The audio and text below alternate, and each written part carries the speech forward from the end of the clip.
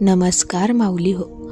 आपली संस्कृती या आपल्या आध्यात्मिक प्रवासाच्या 13व्या भागामध्ये तुमचं मनापासून स्वागत आहे. माऊली हो, कधी कधी आपण देवाची खूप भक्ती करतो, पूजा करतो, नामस्मरण करतो, दान करतो, पण तरीही आयुष्यात दुःख कमी होत नाही.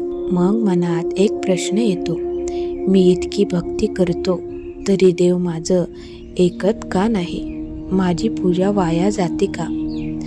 माऊली हो, आजची ही कथा अशाच एका भक्ताची आहे, जो अनेक वर्ष भक्ती करत होता, पण त्याच्या आयुष्यात सतत संकट येत होती. लोक त्याची थट्टा करायचे, त्याला वेडा म्हणायचे. पण एक दिवस पुरुषोत्तम मासात अशी घटना घडली की संपूर्ण गावाला समजलं, देवाकडे केलेली खरी भक्ती कधीच वाया जात नाही. ही कथा तुमच्या डोळ्यात पाणी आणेल, तर व्हिडिओ शेवटपर्यंत नक्की पहा आणि ओम तत्सत मराठी या चॅनलला सबस्क्राईब करायला विसरू नका. आता आपण पाहूयात पुरुषोत्तम मासाचं महत्त्व. माऊली हो, पुरुषोत्तम मास हा भगवान विष्णूंना अत्यंत प्रिय मानला जातो. या महिन्यात केलेली पूजा, नामस्मरण, दान, उपवास, भक्ती याचं फळ अनेक पटीने वाढतं. पुराणांमध्ये सांगितलं आहे, या महिन्यात भक्तांनी केलेली एक छोटी प्रार्थनाही भगवान विष्णूंपर्यंत पोहोचते. आता आपण एका भक्ताची कथा पाहूयात. खूप वर्षापूर्वी एका छोट्या गावात गोविंदा नावाचा गरीब माणूस राहत होता.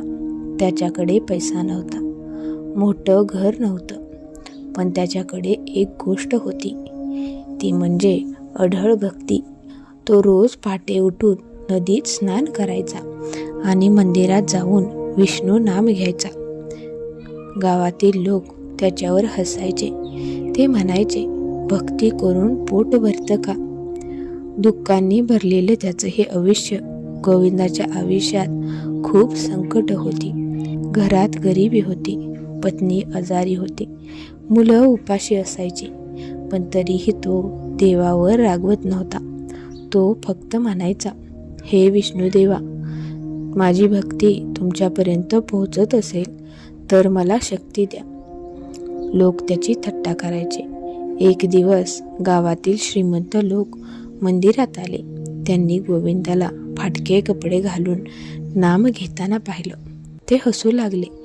एक जण म्हणाला, देवाने जर तुझं ऐकलं असतं तर तू आज गरीब नसतास.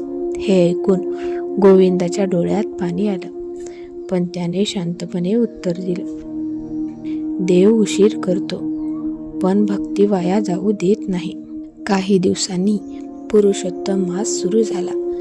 गावात सर्वत्र भक्तीचं वातावरण निर्माण झालं. भजन, कीर्तन, आरती. गोविंदा रोज मंदिरात दिवा लावू लागला. त्याच्याकडे तूप नव्हतं, म्हणून तो तेलाचा छोटासा दिवा लावत होता, पण त्याची भावना खरी होती. एका रात्री मुसळधार पाऊस सुरू होता. संपूर्ण गाव झोपलं होतं, पण गोविंदा मंदिरात बसून नामस्मरण करत होता. ओम नमो भगवते वासुदेवाय. अचानक मंदिरात तेजस्वी प्रकाश पसरला. गोविंदाला वाटलं कदाचित वीज चमकली असेल, पण तो प्रकाश वाढतच गेला आणि त्याच्यासमोर स्वतः भगवान विष्णू प्रकट झाले. गोविंदा थरथर कापू लागला. त्यांच्या डोळ्यात अश्रू वाहू लागले. भगवान विष्णू हसून म्हणाले, गोविंदा, तुझी प्रत्येक प्रार्थना माझ्यापर्यंत पोहोचत होती. तुझी भक्ती कधीच वाया गेली नाही. लोकांना फक्त पैसा दिसतो, पण मला भक्तीचं मन दिसलं. माऊली हो, भक्ती म्हणजे देवाकडे मागणं नाही, तर देवावर विश्वास ठेवणं आहे. कधी कधी देव लगेच उत्तर देत नाही, कारण तो आपल्याला मजबूत बनवत असतो. यावरूनच रामायणातील शबरीची कथा सांगितली आहे. ती अनेक वर्ष श्रीरामांची वाट पाहत होती. लोक तिला वेडी म्हणायचे, पण तिची भक्ती वाया गेली का? नाही. एक दिवस स्वतः श्रीराम तिच्या झोपडीत आले. आज लोक म्हणतात देवाला इतकं का आठवायचं, पण संकट आलं की माणूस देवाकडेच धाव घेतो, कारण भक्ती मनाला आधार देते. एका आईची कथा आपण थोडक्यात पाहूयात. एका आईचा मुलगा गंभीर आजारी होता. ती रोज मंदिरात जाऊन रडत प्रार्थना करायची. लोक म्हणायचे फायदा नाही, पण ती म्हणायची माझी भक्ती देव ऐकत आहेत. काही महिन्यांनी तिच्या मुलाची प्रकृती सुधारली. ती म्हणाली देवाने चमत्कार केला नाही, पण आशा जिवंत ठेवली. आता आपण पाहूयात पुरुषोत्तम मासात नक्की काय करावं. रोज विष्णूंचं नाव घ्यावं, तुळशी पूजा करावी, गरिबांना मदत करावी, शक्य असेल तर उपवास करावे, राग आणि अहंकार ठेवू नये. माऊली हो, भक्ती कधीही वाया जात नाही, कारण देवभक्ताच्या भावना पाहतात.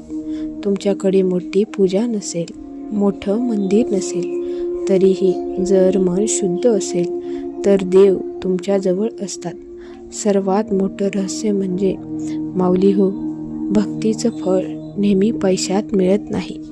कधी ते मनशांतीच्या स्वरूपात मिळतं, धैर्याच्या रूपात मिळतं, संकट सहन करणाऱ्याच्या शक्तीच्या रूपात मिळतं, आणि हेच सर्वात मोठं वरदान असतं.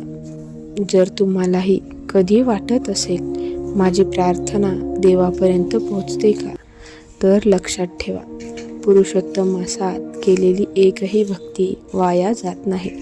भगवान विष्णू प्रत्येक भक्ताचं मन ऐकत असतात. जर तुम्हाला ही कथा आवडली असेल तर व्हिडिओला लाईक करा, कमेंटमध्ये जय श्री विष्णू नक्की लिहा, आणि ओम तत्सत मराठी या आपल्या चॅनलला सबस्क्राईब करायला विसरू नका. पुन्हा भेटू एका नवीन आध्यात्मिक कथेसोबत. तोपर्यंत जय श्री विष्णू.